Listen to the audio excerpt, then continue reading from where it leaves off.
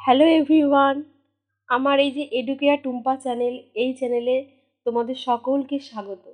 আজকের আমি নিয়ে এসেছি একাদশ শ্রেণীর নতুন সিলেবাসের ভূগোলের ফার্স্ট সেমিস্টারে কিছু এমসিকিউ প্রশ্ন উত্তর।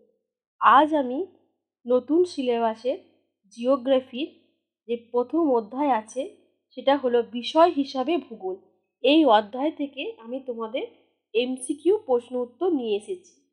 আশা করছি তোমাদের এই কোয়েশ্চেন উত্তরগুলো পরীক্ষার ক্ষেত্রে, যেহেতু তোমাদের এই যে সেমিস্টার 1 পরীক্ষা, এই সেমিস্টার 1 পরীক্ষা পুরোটাই এমসিকিউ কোয়েশ্চেন অ্যান্সারের উপর বেস করে হয়, তাই আমি তোমাদের ভূগোলের এমসিকিউ কোয়েশ্চেন অ্যান্সার নিয়ে এসেছি। আশা করছি আমার ভিডিও তোমাদের কাজে আসবে। তোমরা যারা আমার চ্যানেলটা সাবস্ক্রাইব করোনি, অবশ্যই আমার চ্যানেলটা সাবস্ক্রাইব করে বন্ধুদের মধ্যে আমার চ্যানেলটা লিঙ্কটা শেয়ার করে দিয়ে আমার পাশে থেকে। তাহলে বন্ধুরা চলো আমি শুরু করে নিই। আমার এই যে অধ্যায় ভূগোলের প্রথম, সেই অধ্যায় তার নাম হচ্ছে বিষয় হিসাবে ভূগোল। এই অধ্যায় থেকে এমসিকিউ প্রশ্ন উত্তরগুলো আমি দেখি। দেখো, জিওগ্রাফি শব্দটি সর্বপ্রথম ব্যবহার করেন এক গ্রিক পণ্ডিত। তার নাম কি? তার নাম হলো আমাদের এরাটোথেনিস। ভূগোল আলোচনার কেন্দ্রবিন্দু অবস্থান করে কোথায়? না, এটা হচ্ছে প্রাকৃতিক ও সাংস্কৃতিক বিষয়ের মধ্যে সম্পর্ক। দেখো আছে ভূগোল শাস্ত্রের আধুনিক সংজ্ঞা প্রদান করেছিলেন কে? এটা সঠিক উত্তর আমার আলেকজান্ডার ভন হ্যামবোল্ট ও কার্ল রিটার।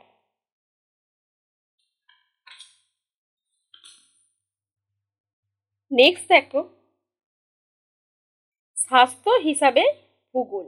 এই স্বাস্থ্য হিসাবে ভূগোলের বৈশিষ্ট্য কিরূপ? এটা সঠিক উত্তর হচ্ছে আমার সাংসেসি। পরে দেখো, জি এবং গ্রাফোস এই শব্দ দুটি যে ভাষা থেকে গৃহীত হয়েছে সেটি হলো গ্রিক ভাষা। ভূগোল আলোচনার মূল দুটি উপাদান আছে, একটি হলো প্রকৃতি ও মানুষ। সকল বিজ্ঞানের জননী নামে পরিচিত কে? ভূগোল শাস্ত্র। প্রাচীন ভারতের বরাহমিহির প্রণীত যে গ্রন্থে ভূগোল সর্বপ্রথম ব্যবহৃত হয় সেটি হলো সূর্য সিদ্ধান্ত। নিচে যে শব্দ জোট থেকে জিওগ্রাফি সর্বপ্রথম এসেছে সেটি হলো জি এবং গ্রাফোস। মানুষের বাসস্থান হিসাবে পৃথিবীর বিবরণ। ভূগোলের এমন সংজ্ঞা প্রদান করেছিলেন এরাটোথেনিস। ভূগোল শাস্ত্রের সংজ্ঞা ও পরিধি সর্বদাই পরিবর্তনশীল।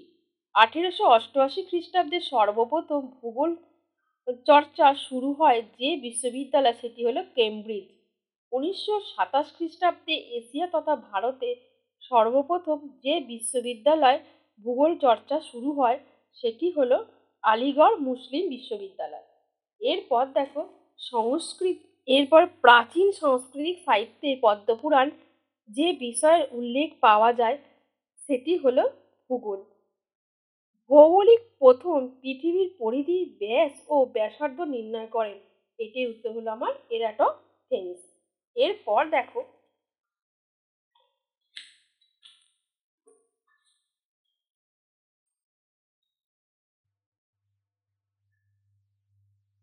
যে দুজন ভূগোলবিদ আধুনিক ভূগোলের জনক নামে পরিচিত তারা হলেন আলেকজান্ডার ভন হামবোল্ট ও কার্ল রিটার।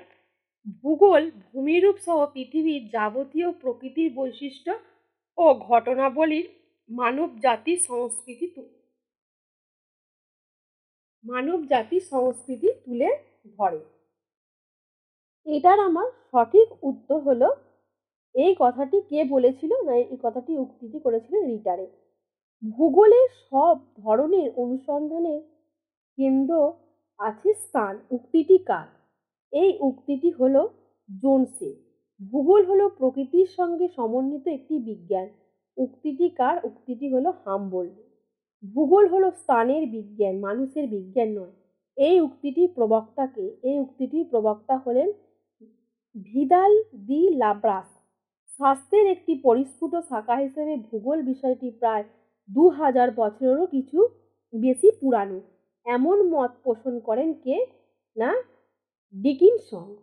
ভূগোল সম্পর্কিত প্রথম বই জেসপিরিওডস এর লেখক কে ছিলেন? এর লেখক ছিলেন হেকাটিয়াস। কসমস বইটির লেখক কে? হাম্বোল্ড। এটকুন বইটি কার লেখা? রিটারে। ড্যাশ হলেন অ্যানথ্রোপোলজিগ্রাফি বইটির লেখক। তাহলে অ্যানথ্রোপোলজি বইটির লেখক কে? ফ্রেডরিক র্যাটজেল। জিওগ্রাফিয়া বইটি কার লেখা? তিনি হলেন টলেমি। ভূগোল হলো ভূপৃষ্ঠের ক্ষেত্র বা সীমায়িত এলাকার বিষয়ে বিজ্ঞান। উক্তিটি কার? উক্তিটি হলো হেইটনারের। পরের কোশ্চেন দেখো, বরাহমিহি যে দেশের ভৌগোলিক ছিলেন সেই দেশটির নাম হলো ভারত। ভারতীয় ভূগোলের জনক কে? ডক্টর শিবপ্রসাদ চট্টোপাধ্যায়। নদীর ক্ষয়কার্য যে ভূগোলে আলোচ্য বিষয় সেটি হলো ভূমিরূপ বিদ্যা। নিচের কোনটি ভূগোল শাস্ত্রের একটি শাখা নয়? মানে ভূগোল শাস্ত্রের শাখা নয় কোন বিষয়টি? এটির উত্তর হবে আমার প্রত্নতত্ত্ব বিদ্যা। মৃত্তিকা বিজ্ঞানের একটি শাখার নাম কি? মৃত্তিকা বিজ্ঞানের একটি শাখার নাম হচ্ছে পেডোলজি। কোনটি প্রাকৃতিক ভূগোলের শাখা নয়? এর আমার সঠিক উত্তর হচ্ছে মানব বাস্তুবিদ্যা। এরপর দেখো যেটা বলবো সেটা হলো কোন শাখাটি প্রাকৃতিক ভূগোলের অন্তর্গত? এর মধ্যে আমার সঠিক উত্তর হবে জলবায়ু বিদ্যা। এরপর দেখো ভূমিরূপ বিদ্যার সাথে বিজ্ঞানের যে শাখার নিবিড় সম্পর্ক আছে সেই শাখাটির নাম কি? সেটি হলো ভূতত্ত্ব বিদ্যা। কোন প্রণালীবদ্ধ ভূগোলের শাখা নয়? আঞ্চলিক ভূগোল। নেক্সট দেখো প্রণালীবদ্ধ ভূগোলের স্রষ্টা কে? এর উত্তর হচ্ছে আলেকজান্ডার ভন হামবোল্ড। ভূমিরূপ বিদ্যার জনক বলা হয় কোন ভূবিজ্ঞানীকে? এর উত্তর আমার ডব্লিউ.এম. ডেভিস। ভূগোলের যে শাখায় মানচিত্র অঙ্কন পদ্ধতির সাথে সম্পর্কিত সেটি কোন শাখা? সেটি হলো কার্টোগ্রাফি। অক্ষরেখা ও দাগিমা রেখা এবং নির্দিষ্ট স্কেলের সাহায্যে পৃথিবীর মানচিত্র প্রথম অঙ্কন করেছিলেন কে? টলেমি। নেক্সট দেখো জলবায়ু বিদ্যার সঙ্গে বিজ্ঞানের যে শাখার নিবিড় সম্পর্ক আছে সেই শাখাটির নাম কি? সেই শাখাটির নাম হলো আবহাওয়া বিজ্ঞান। বায়ুমণ্ডল ভৌত ও রাসায়নিক পরিবর্তন বিষয়ে আলোচনা হয় সেটা প্রাকৃতিক ভূগোলের যে শাখা তার নাম হলো জলবায়ু বিদ্যা। গ্রহ নক্ষত্রের অবস্থান, মহাবিশ্ব, গ্রহের উৎপত্তি, দিনরাত্রির সংগঠন, ঋতু পরিবর্তন প্রভৃতি আলোচনার বিষয় যে শাস্ত্রের অন্তর্গত তা হলো জ্যোতির্বিদ্যা। বিশ্ব উষ্ণায়নের কারণ ও প্রভাব সম্পর্কিত আলোচনা করা হয় ভূগোলের কোন শাখায়? জলবায়ু বিদ্যার। মৃত্তিকা বিজ্ঞানের জনক কে? ভি ডকুয়েচেভ। জ্যোতির্বিদ্যার জনক কে? N Copernicus. ভূ জল বিদ্যার জনক নামে পরিচিত যে ভূবিজ্ঞানী তার নাম কি? আরিস্টটল। সমুদ্রবিদ্যার সাথে বিজ্ঞানের কোন শাখার নিবিড় সম্পর্ক আছে? সেটি হলো উদক বিদ্যা। কাকে সমুদ্রবিদ্যার জনক বলা হয়? তিনি হলেন পসিডোনিয়াস।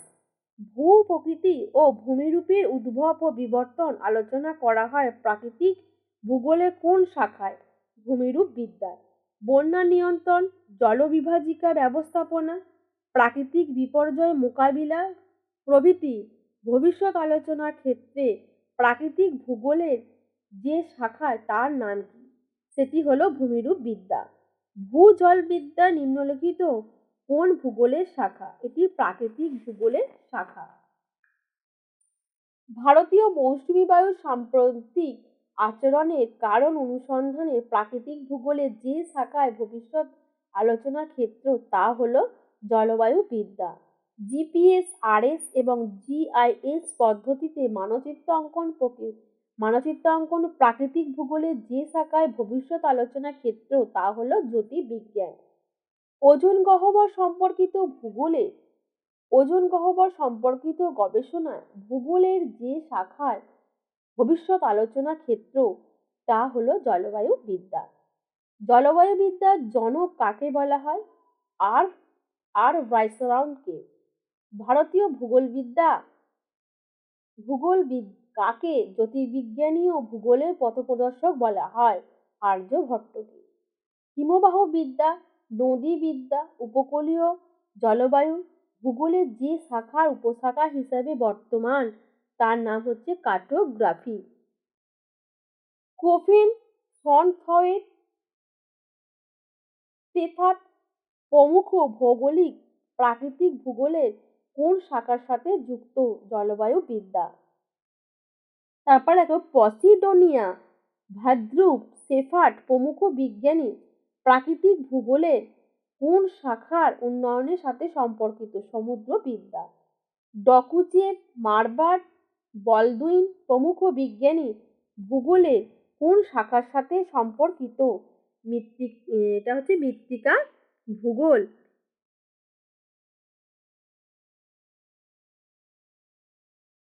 হেরোডোটাস, টলেমি, এরাটোথেনিস, আর্যভট্ট প্রমুখ দার্শনিক প্রাকৃতিক ভূগোলের কোন শাখার সাথে যুক্ত? জ্যোতির্বিদ্যা। জ্যোতির্বিদ্যা, পরিসংখ্যান, ভূগোল, মানচিত্রবিদ্যা প্রভৃতি বিজ্ঞানে নিম্নলিখিত কোন শাখার সাথে নিবিড়ভাবে সম্পর্কিত? গণিত। বিশ্ব উষ্ণায়নে চির তুষারাবৃত মানুষের জীবনে কিরূপ প্রভাব ফেলে? এটি প্রাকৃতিক ভূগোলের কোন শাখার অন্তর্গত? এটি চির তুষার সমুদ্র ভূগোলের অন্তর্গত। তাহলে বন্ধুরা, আজ আমি তোমাদেরকে 65টি এমসিকিউ কোয়েশ্চেন অ্যান্সার বিষয় হিসাবে ভূগোলে আলোচনা করে দিলাম। নেক্সট ভিডিওয়ে আমি পরবর্তী কোয়েশ্চেন অ্যান্সারগুলো নিয়ে আলোচনা করব। আজকের ভিডিও এই পর্যন্তই। ধন্যবাদ।